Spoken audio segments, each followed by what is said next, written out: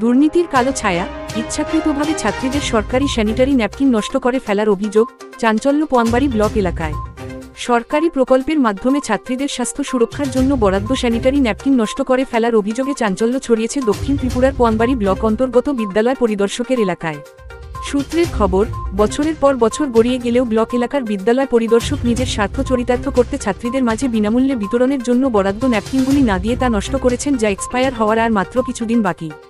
বর্তমানে ওই ন্যাপকিনগুলো বিদ্যালয় পরিদর্শকের কার্যালয় সংলগ্ন বিআরসি হলে একেবারে অযত্নে পড়ে রয়েছে বলে স্থানীয় সূত্রে জানা গেছে।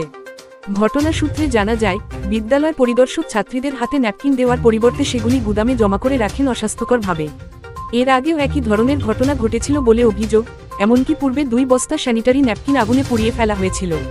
এ নিয়ে শিক্ষাপ্রেমী মহল ও অভিভাবকদের মধ্যে তীব্র ক্ষোভের সৃষ্টি হয়েছে যে কাদের আঙ্গুলি হেলনে সরকারি অর্থে এভাবে আদ্য শ্রাদ্ধ করা হয়।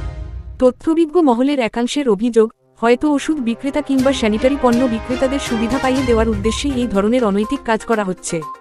সরকারি স্বাস্থ্য প্রকল্পে বরাদ্দকৃত অর্থ তথা জনসাধারণের অর্থ ও সামগ্রী নষ্ট করা এক বড় ধরনের দুর্নীতির শামিল বলে তারা মন্তব্য করেছেন।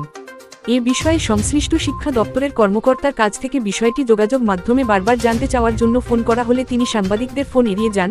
জনগণের দাবি, অভিযোগের ভিত্তিতে ঘটনার পূর্ণাঙ্গ তদন্ত শুরু করা হোক এবং প্রমাণ মিললে যথাযথ প্রশাসনিক ব্যবস্থা নেওয়া হোক।